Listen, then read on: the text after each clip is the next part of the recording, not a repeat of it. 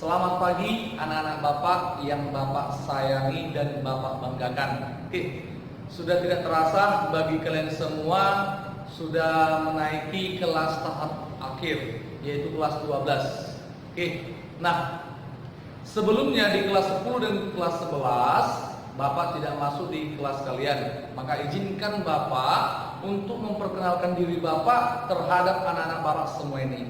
Oke. Perkenalkan, nama Bapak adalah Bapak Rayuwani Sianipar.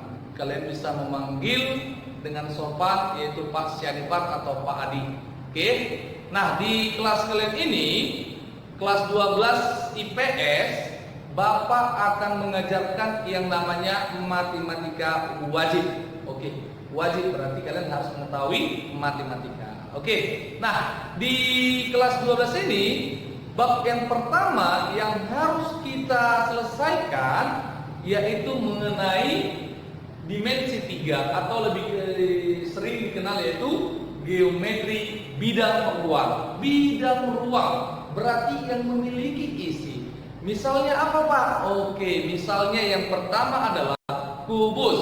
Nah, kubus memiliki ruang atau memiliki isi atau dia bisa diisi, maka kubus merupakan bagian daripada bangun ruang. Oke, yang pertama tadi kubus, yang kedua balok. Nah, yang ketiga silinder ataupun tabung, yang keempat limas.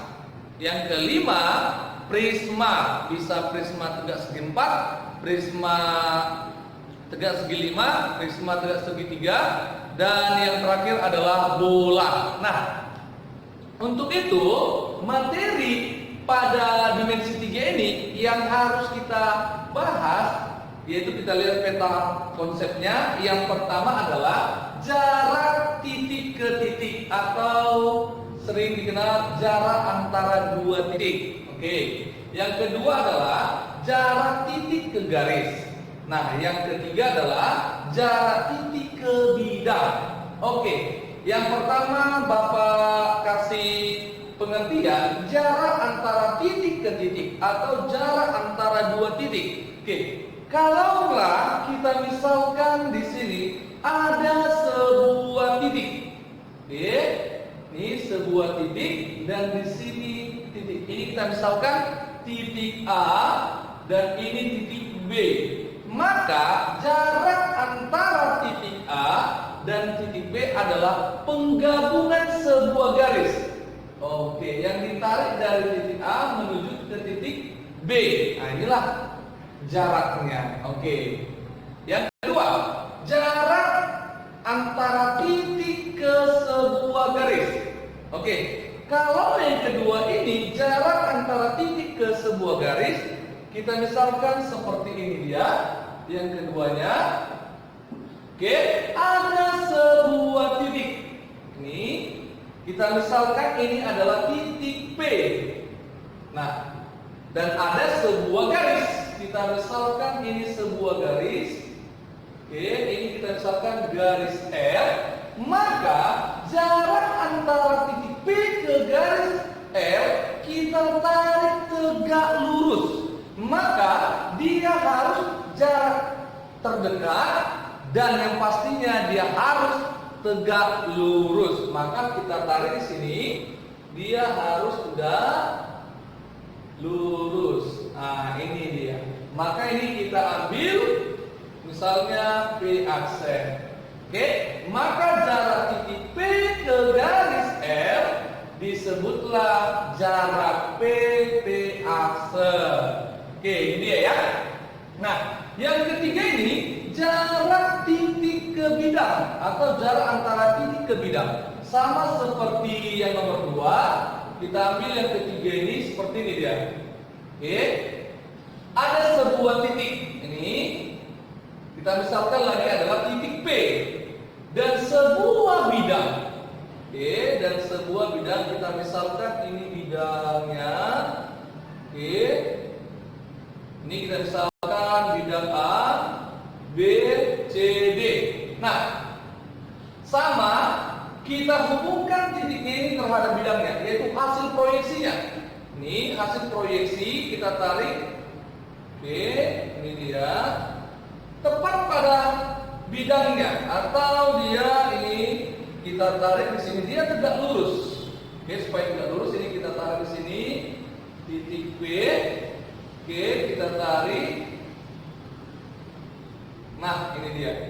Ini harus tegak lurus. Oke, maka jarak antara titik P ke bidang ABCD ini kita misalkan P aksen. Maka jaraknya adalah PP aksen dengan syarat dia harus tegak lurus. Jadi, untuk menentukan beberapa jarak atau titik ke titik, kita harus mengingat beberapa dasarnya. Maka untuk dimensi 3 ini, dasar daripada penyelesaian untuk menentukan jarak antara titik ke garis atau titik ke bidang, kita harus mengingat yaitu teorema Pitagoras. Nah, ini ingat teorema Pitagoras. Oke, kita tuliskan teorema Pitagoras. Apa bunyi daripada teorema Pitagoras? Ayo, siapa yang tahu?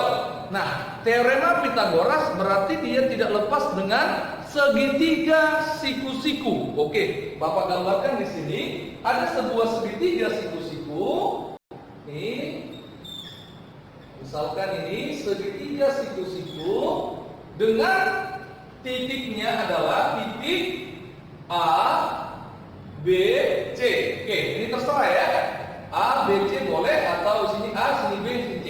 Terserah, Bapak ambil sini titiknya adalah A, B, C dengan siku-siku di A. Oke, maka hasil ataupun teorema Pitagorasnya miring kuadrat atau sisi miring dikuadratkan sama dengan jumlah daripada kuadrat sisi-sisi penyikunya. Atau boleh dituliskan ini, yang pertamanya adalah BC kuadrat sama dengan AB kuadrat tambah AC kuadrat. Itu yang pertama.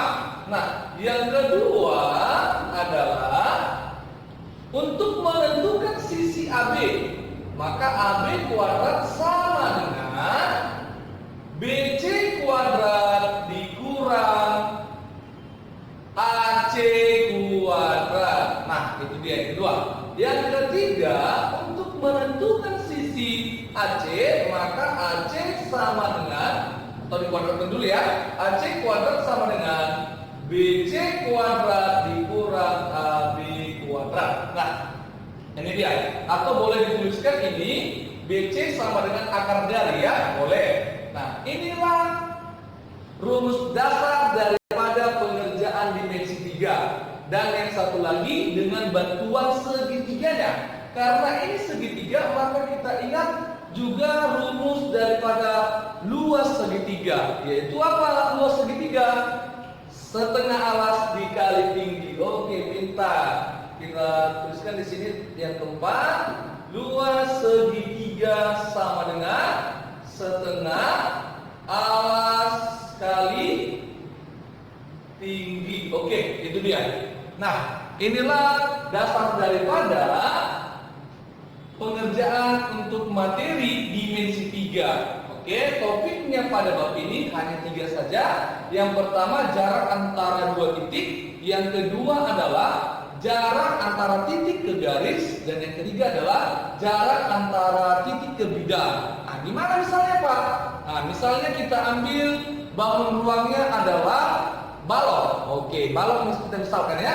Nah, balok ataupun kubus dengan sisinya, oh Bapak ambillah kubus dengan sisinya atau panjang setiap sisinya yaitu 12 cm. Oke, tentukanlah antara jarak salah satu ke yang lainnya atau titik satu dengan titik yang lainnya. Oke, maka untuk menentukannya ini tentu kita harus mengingat yaitu teorema Pitagoras. Nah, jika AB ditanya ingat apa bunyinya, kalau AC ditanya apa bunyinya. Oke? Nah, inilah konsep dasar daripada materi dimensi 3. Oke?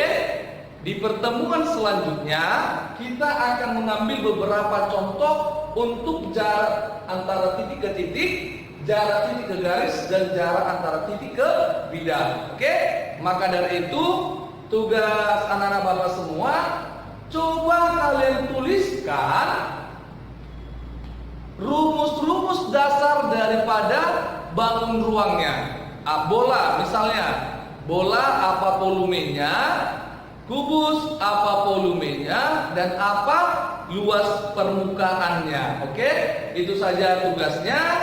Sampai sini dulu pertemuan kita di peta konsepnya. Selanjutnya kita akan membahas beberapa contoh-contoh. Oke, semoga bermanfaat dan jangan lupa untuk bahagia. Salam untuk kita semua.